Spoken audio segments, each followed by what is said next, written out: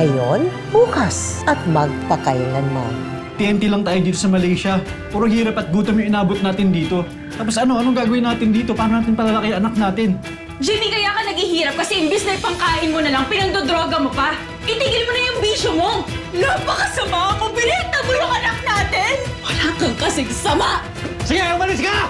Umalis ka! You are useless to me now. I promise I will kill you. May kawikaan tayong ganito. Ituro sa bata ang dapat niyang lakaran at sa kanyang paglaki, hindi niya ito malilimutan. Subalit sadyang may mga anak na naliligaw pa rin ang landas sa kabila ng mga aral na natutunan. Sa maraming tuksong pinagdaraanan ng ibang mga kabataan ngayon, sinusubok ang kanilang kapusukan at karupukan. Ito ang kwento ni Jimmy sa kagustuhan niyang maiangat ang kanyang buhay ng ibang bansa pero nauwi sa wala. Pinasok ang isang maling paraan na nagdala lamang sa kanyang kapahamakan.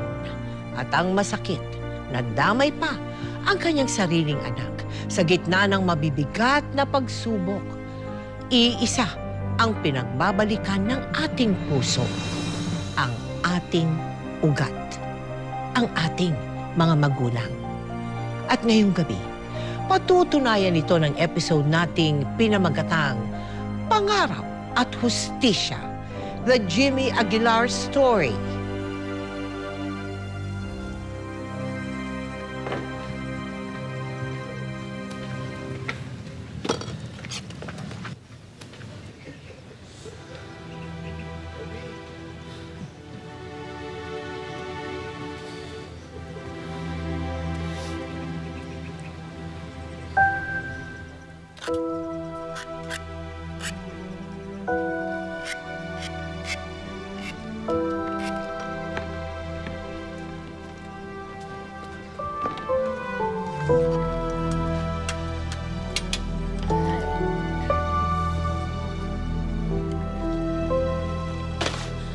Anak, ano na naman ang nangyari sa'yo? Ano to? Ano nakapagbasagulo ko na naman? Tay, sila naman kasi yung nauna eh. Kahit na! Di ba ang pangarap ko sa'yo para maging isang pulis? Pero mukhang ang pupuntang mo ay maging isang kriminal! Mahal, ang presyon mo baka tumaas na naman. Magsabihan mo yung anak mo! Yan ang papatay sa atin! Ikaw, kapag hindi mo inaayos ang pag-ugali mo, sa kulong ka babagsak! Kakausap ko ang teacher mo kanina. Tanggal ka na naman daw sa eskwelahan. Hindi ka ba nahiya sa amin ng nanay mo? Gusto hindi mo pinahalagahan ang aming sakripisyo para buhayin ka, para bigyan ka ng magandang kinabukasan. Tay. Tay. Pasensya na po. Hindi ko na po ulitin. Eh, hindi naman ang sinabi mo sa amin dati, di ba? Binigaw mo kami ng nanay mo eh. Hirap na kami sa pagtataguyod ng pamilya natin. Huwag kang maging pabigat!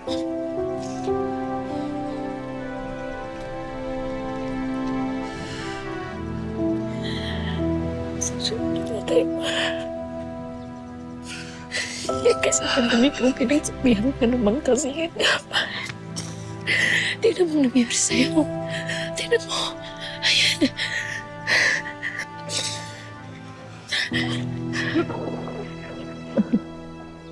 Sorry po.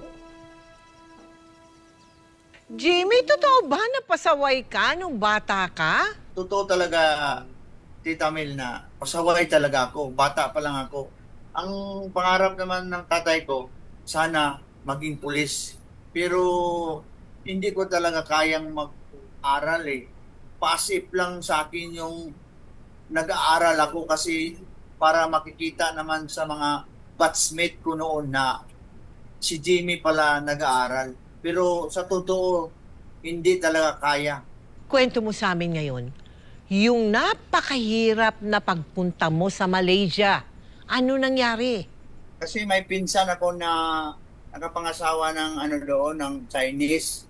Tapos sabi siya kung sino mga pinsan namin doon sa dito sa Pilipinas na wala ng trabaho at saka nagtambay na lang, siya ang bahala daw mapupunta sa Malaysia, magtrabaho doon. So yun, sumama ako doon. Trabaho namin, nagtatanim kami ng liso ng palm oil. Nasangkot ka sa pagtutulak ng droga. Paano? Paano ka nasangkot? May kaibigan ako na Pilipino din, kasama ko rin sa trabaho noon. Doon ako nagsama sa kanya. Hindi ko alam na nagagamit pala yun ng shabu. Tapos doon tinuruan niya ako. Tapos ninilibre niya ako. Tapos tinuruan niya ako kung paano mag-deliver, magtagtag sa mga sa mga customer namin doon.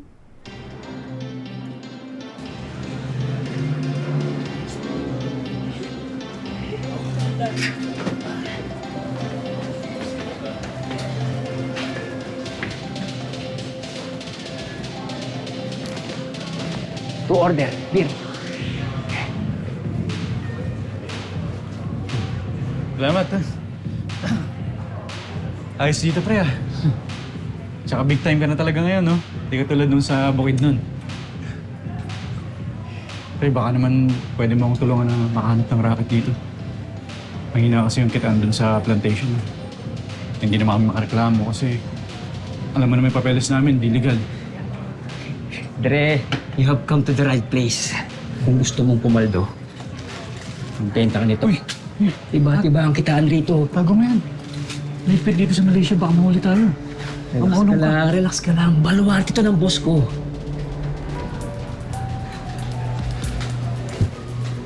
Boss! Boss! Boss! Boss, sit! Sit!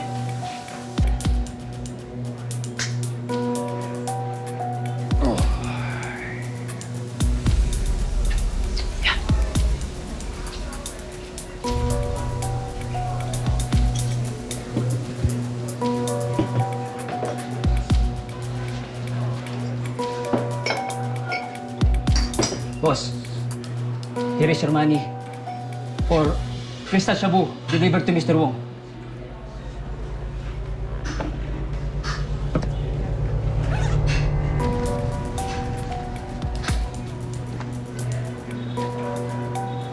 Very good.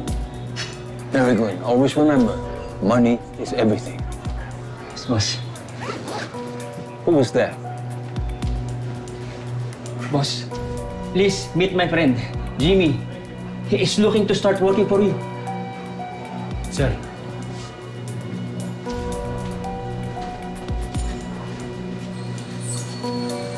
So you are from Philippines?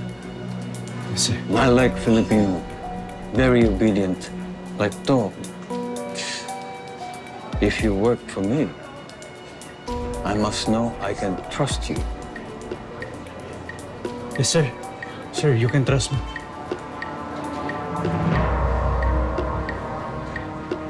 You are illegal.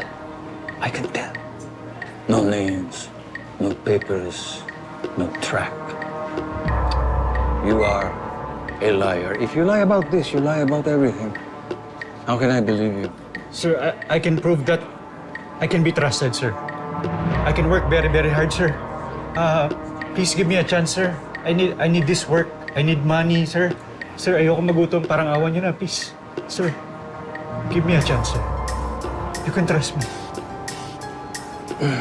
Please. Sir.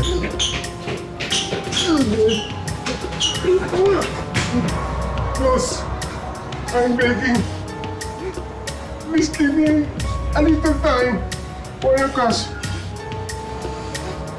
Don't kill me, don't kill me. I promise. I have a family. They need me. Please. I do not care about your family. I only care about my money.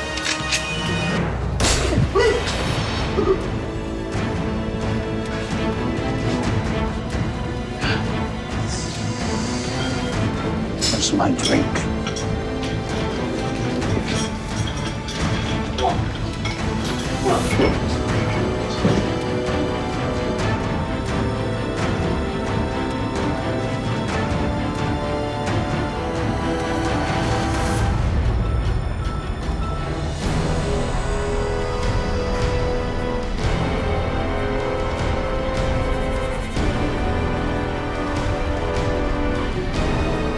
Kamusta na kaya si Jim? Simula nung umalis kasi siya, hindi na ako makatulog. Lalo na nung illegal ang mga papeles na gamit niya para makapasok sa Malaysia. Siya ang nagdesisyon na umalis siya. Bahala siya sa buhay niya. Hindi yan ang nasa isip mo. Kasi hindi natupad ang pangarap mo na maging pulis ng anak mo.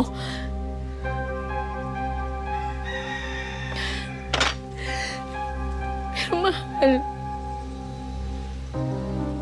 alam ko sa puso mo, mahal na mahal mo sa Jimmy.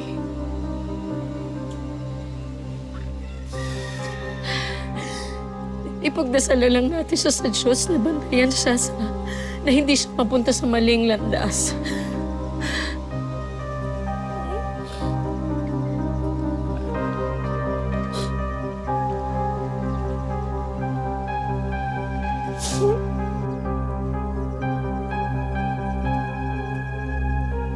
Nung napunta ka sa Malaysia, nagkausap ba kayo ng mga magulang mo?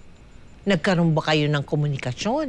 Yung nandoon pa ako sa Sabah, yung sa pinsan ko pa, nakakausap ko pa sila. Tapos yung pag-alis ko na sa Sabah, papunta na ako ng Malaysia, Kuala Lumpur. Kasi may nag-hire sa amin doon na yun daw, magtrabaho daw doon ng restaurant, na sa hotel daw, libre daw. Yun, sumama ako. So wala na akong contact din sa pinsan ko at saka doon sa tatay ko. Ano-ano ang mga panganib na sinuong mo nung naging isang runner ka ng Chinese drug lord? Ano na ako noon, Tita Mel, sa droga eh. Parang enjoy na naisip mo eh. Wala ka nang naisip na mahirap o ano dyan. Kasi pag nag-take na kami na, okay na eh, sold out na.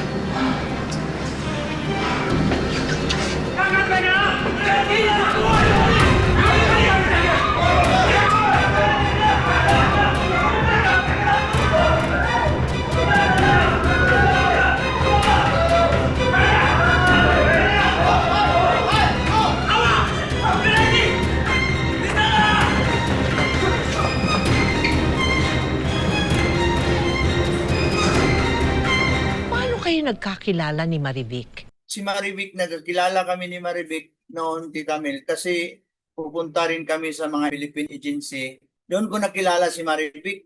Inuwi siya ng amo niya, binalik sa agency kasi siguro hindi marunong magtrabaho. So, timing din doon na nakapunta ako doon kami nagkakilala. Sabi ko, kung sumama ka sa akin, sa trabaho ko doon, nagtatrabaho pa rin noon ako noon, sabi ko, balikan kita bukas. Puntahan ko muna yung boss, ano muna ako doon. I-ano kita sa boss ko kung pwede doon sa trabaho ko. So, yun, nagkausap kami, Tita Mel, ang boss ko. Sabi niya, okay lang yun, Jem. Kung hindi lang siya lalabas palagi, maglabas dito. Isa siyang TNT, tago lang tago. 2 taong kayong nagsama ni Marivic. Kwento mo nga, naging masaya ba kayo? Yung sa simula, Tita Mel, okay pa man, okay pa rin.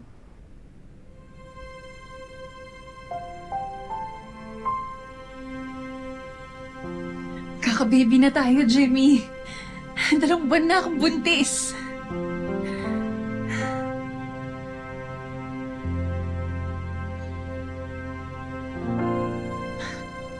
Bakit parang hindi ka masaya? Magkaka-baby na tayo. Kailangan pa bang itanong yan? TNT lang tayo dito sa Malaysia. Hindi nga tayo makauwi sa Pilipinas eh. Puro hirap at gutom yung inabot natin dito. Tapos anong gagawin natin dito? Paano natin palalaki anak natin? Ginusto naman natin pareho to eh. Oo, alam ko. Pero ganito nga yung sitwasyon natin. Hindi pa tayo handa maging magulang. Pero kailan ba tayo magiging handa? Jimmy, kaya ka naghihirap kasi imbis na ipangkain mo na lang, pinangdodroga mo pa. Itigil mo na yung bisyo mo. Huwag mo akong pakialaman ha. May pakialam ako sa'yo kasi mahal kita. Tinanggap kita ng buong buo pati ang kahinaan mo. Ang sabi mo sa akin noong titigil ka na. Titigil mo na yung pagdodroga mo, magbabago ka na. Pero palala ka lang ng palala. Kung di mo na ako kaya sigmurahin, kung sinusuka mo na ako, edi iwanan mo na ako! Iwanan mo na ako, umalis ka na! Total, yan naman yung tingin niyo sa akin lahat, di ba? Patapon, basura! Walang kwentang tao! Yan yung tingin niyo sa akin lahat, di ba?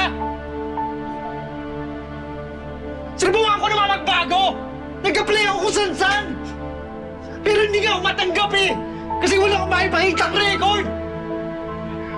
Pero kasalanan ko rin naman eh!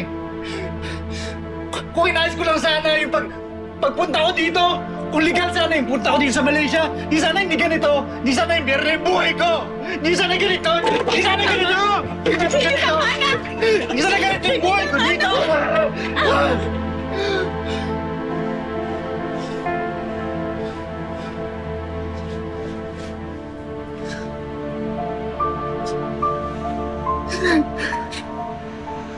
Dahil sa mga maling choices at desisyon sa buhay, tuluyan nang nalugmok si Jimmy. Lalo na nang hindi niya kayang panagutan ng kanyang responsibilidad bilang ama. At nang isilang na ni Marivic ang baby nila, umabot sila sa isang napakasakit na desisyon. Napilitan si Jimmy na ibenta ang kanyang anak. Napakasama mo! Binenta mo yung anak natin! Di ko siya binenta, pinaampun ko lang siya para magkaroon siya ng magandang kinabukasan. Naririnig mo ba yung sarili mo? Huwag mo nang palabasin na isang malaking sakripisyo to para sa atin, Jimmy, kasi tayo'y nagkulang bilang mga magulang niya! Oh, alam ko! Alam ko! Kaya nga ganito yung sitwasyon natin, di ba? Oh, kahit nga pagkain di natin kaya. Dahil yan sa pagdodroga mo!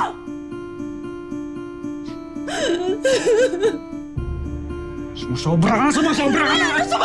Puno na ako sa'yo, ha? Sige! Puno na ako sa'yo! Ha? Sige, saktan mo ako! Sampalin mo ako! Pupugin mo ako! Patayin mo na lang ako! Para matapos itong pagtitiis ko sa'yo! Itong paghihirap ko sa'yo! Paano mo kayo babawiin yung anak natin, ha? Paano mo babawiin kung patuloy ang pagsadsad mo? Sobra ka na! Jimmy, ikaw pa ba yan? Ikaw pa ba yung lalaking minahal ko? Paano mo nagawa sa akin to? Paano mo nagawa to sa anak natin? Wala kang kasing sama! Wala kang kasing sama! Wala kang kasing sama! Migil ka na! Napakasama mo! Bitawan mo ako! Wala kang kasing sama! Sige, umalis ka! Umalis ka!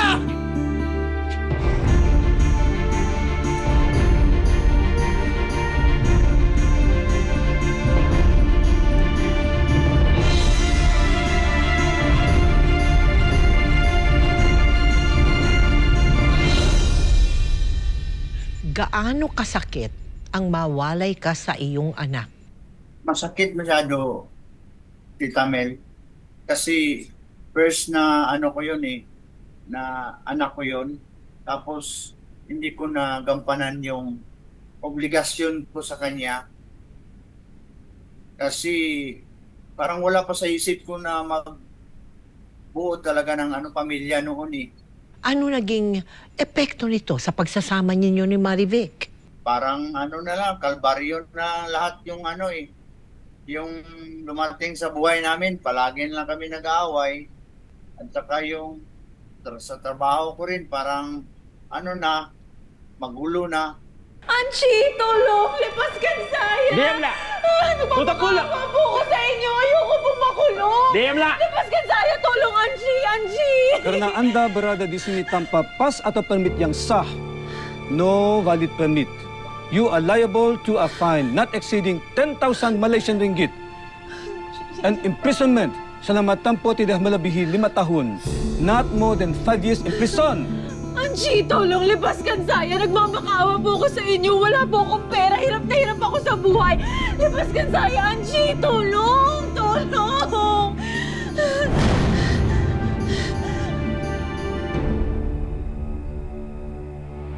Marilah, bawa dia sekarang. Ya, Chief.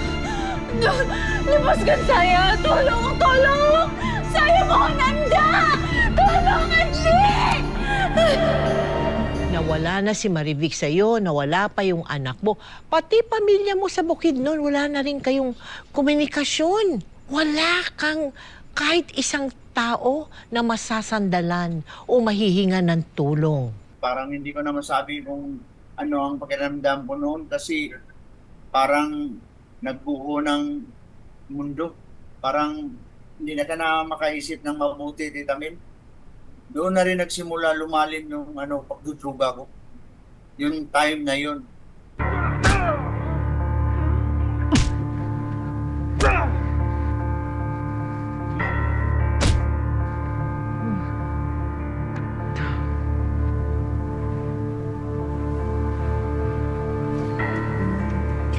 Sir, I will give you money. Just give me some drugs. Please, sir, I need it. I really need it. You are hopeless trash, Jimmy. You do not belong here in Malaysia. Why don't you just go back to the hell where you came from? Sir, listen, I'll do everything for it. Just give me some drugs now. I need it, sir.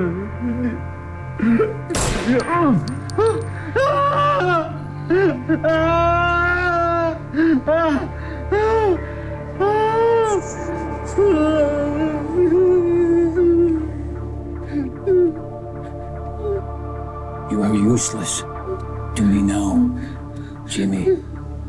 If I see your face here again, I promise you, I will kill you.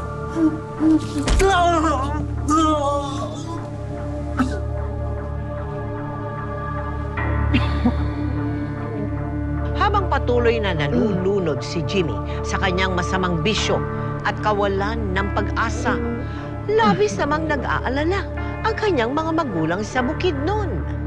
Hanggang sa masangkot si Jimmy sa isang gulo sa club. Dinampot siya ng mga pulis at nang malaman na iligal ang paraan ng pagpasok niya sa Malaysia, agad siyang dinala sa kulungan.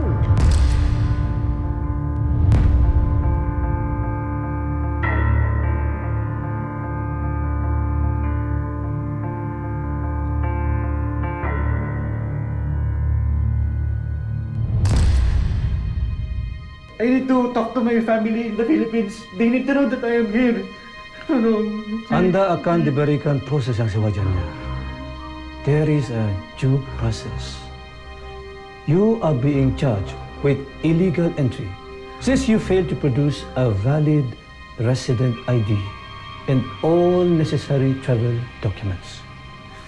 Selain denda dan penjara, since you are a male, an adult male, you are also liable to whipping of not more than 6 strokes.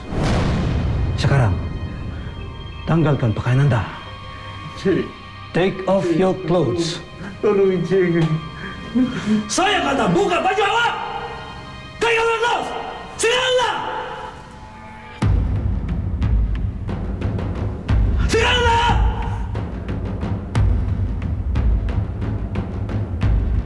Cepat!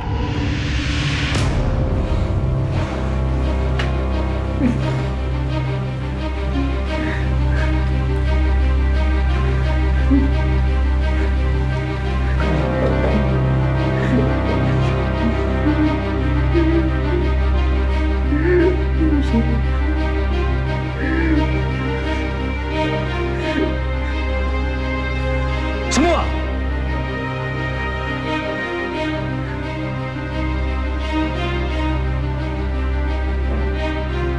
Awak, Ya, bawa dia ke sendang.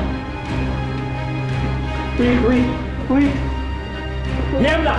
Wait, Rumah pulang eh! Jay, tulungan, Jay. Bawa dia ke sana! Sekarang lah! Please, maawa sa akin. Please, ako, Jay. Yung pamilya ko sa Pilipinas. Please, kailangan ko makunat. Yan lang, ko. Marilah! Anong naging kaso mo kaya nakulong ka sa Malaysia? Ano yun eh, yung nag-happy-happy kami noon ng mga kaibigan ko sa bar. Tapos, hindi ko pala alam na may girlfriend yung kaibigan ko. So nakita niya doon sa loob na halik-halikan ng Indian. Yun, nagrambulan kami sa loob. Tapos, dalawa kaming nahuli. So yung iba namin kasama nakatakas. So dalawa kaming nahuli. Iiwan ko sa kanya kung saan siya dinala ng pulis din. Ako, diretso talaga ako sa jail nila. So nung nakakulong ka, ano naman ang mga hirap na dinanas mo sa loob ng kulungan? Mahirap doon kasi, Tita Mel, pag tulog mo, malamig masyado yung sahig kasi wala kang damit.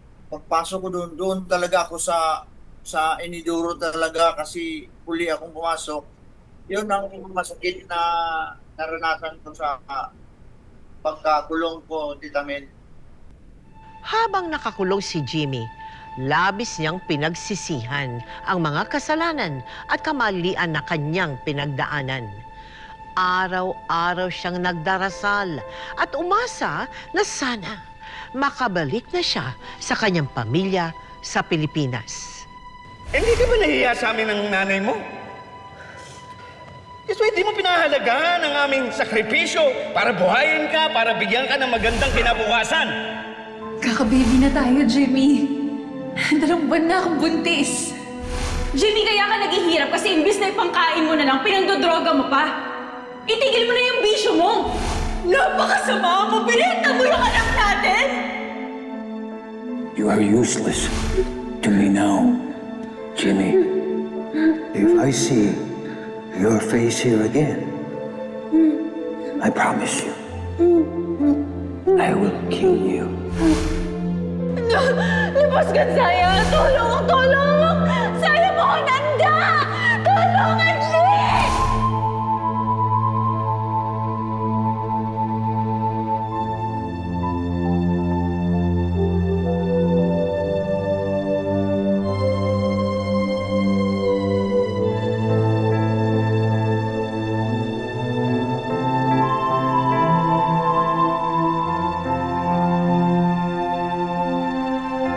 Pero nakalaya ka rin eh. Paano? Ano nangyari?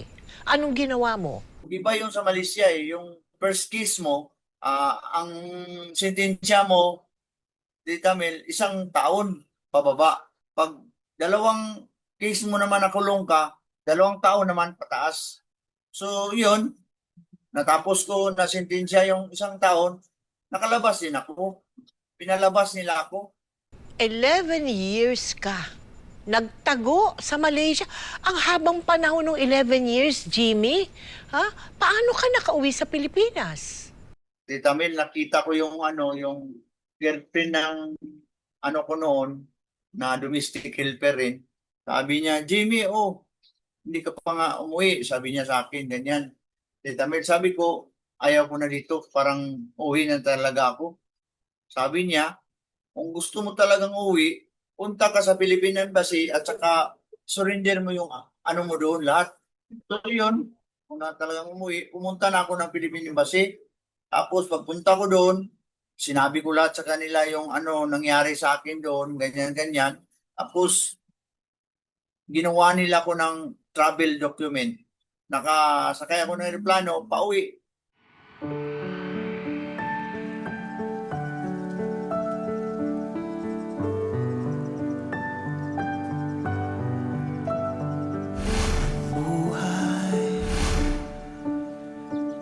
Iba't iba ang kulay, kay rami ng mga landas na dapat takin. Kung minsan tako'y nasa ibabaw, ngunit pag-ikot ng mundo napupunta sa ilalim.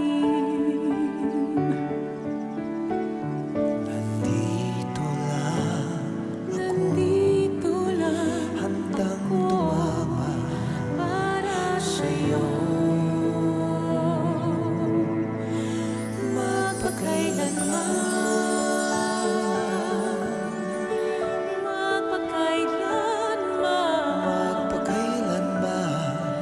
Magpakailan may sisigaw, hindi na di Anak. pagkat ikaw lamang. Magpakailan Jimmy.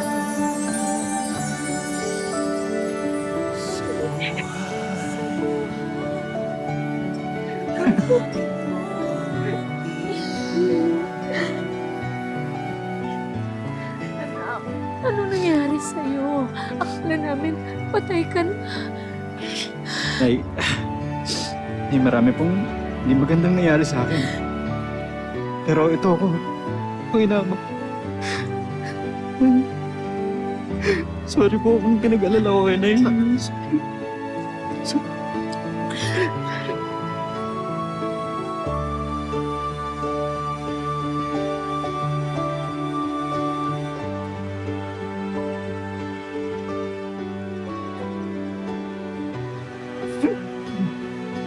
Huwag mo nang isipin yun. Ang importante, nakauwi ka na. Salamat, Nay. Rogelio, ano pang itinatayo-tayo mo dyan? Halika nga dito. Nandito na yung anak mo. Matagal na nating hinihintay ang araw nito. Maraming salamat sa Diyos at narinig din niya ang pinagdadasal namin na makauwi.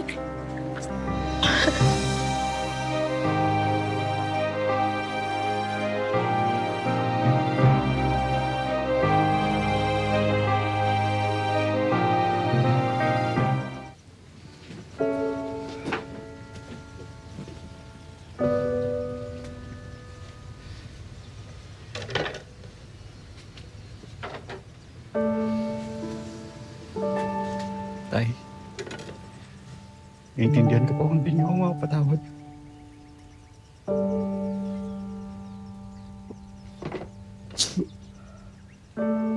Simula bata pa lang naman ako. Wala na akong ginawang tama sa inyo. Puro kahihiyan. Puro kabiguan. Tsaka puro problema po yung binigay ko sa pamilya natin. Pero tay, sana bigyan niyo ako ng isang pagkakataon para itama yung mga pagkakamali ko.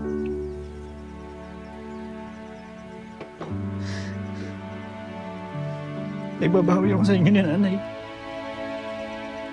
Paglilingkuran ko kayo bilang kapalit ng lahat ng sinakripisyo niyo sa akin. Simula nung bata pa ako. Tay, sana hindi pa huli yung lahat.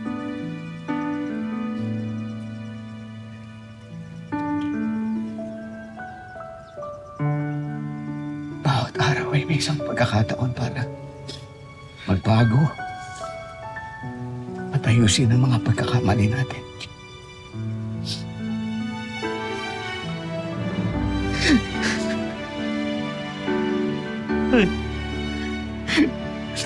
Sorry. Sorry sa nakapatawad niyo ako, tay. Sorry, mahal na mahal ko po. Sorry. Sorry, tay. Mahal na mahal ka namin ng nanay mo. Higit pa sa amin po.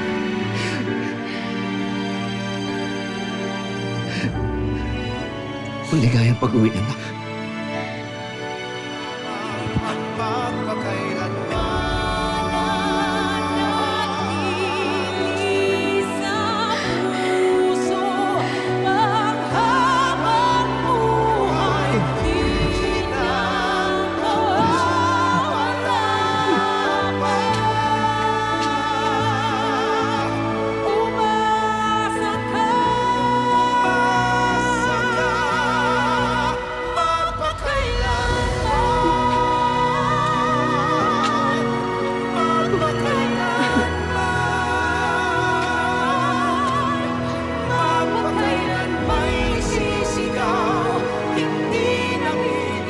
Jimmy, napaka masalimuot no, ng dinaanan mo sa buhay mo, lalo na dyan sa Malaysia.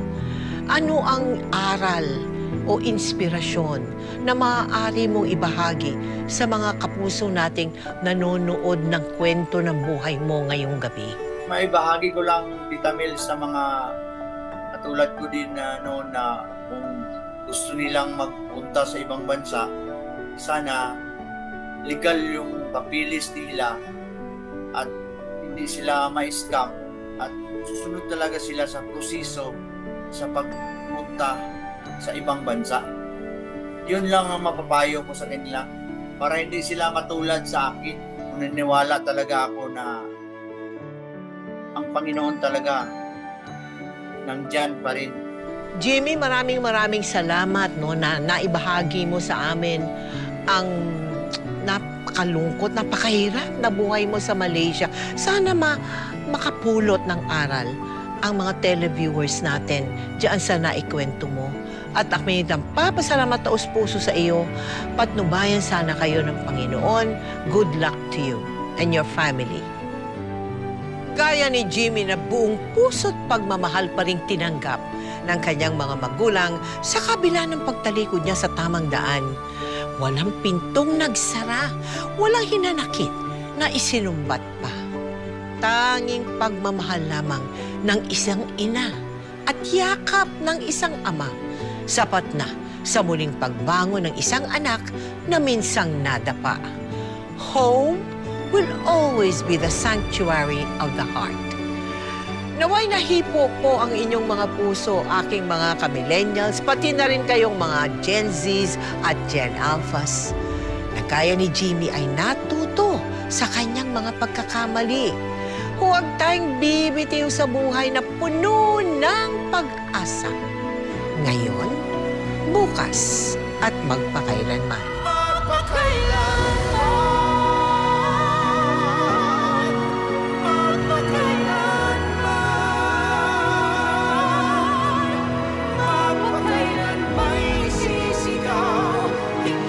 Isang tiyanak, sumasabi sa anak mo. Napakalakas niya! Hindi totoong sinasaniban ng masamang espiritu si Sarah. Siya ay may schizophrenia. Sa bawat isa sa pamilya natin, may depekto. Si Ate Sarah, may schizo. Si Ate Janet, may epilepsy. Si Kuya Dennis, hindi makapagsalita. Ako, nataro din. Kaya nga di ko alam bakit naganak kayo ng naganak dahil kami lang din yung nagdurusa.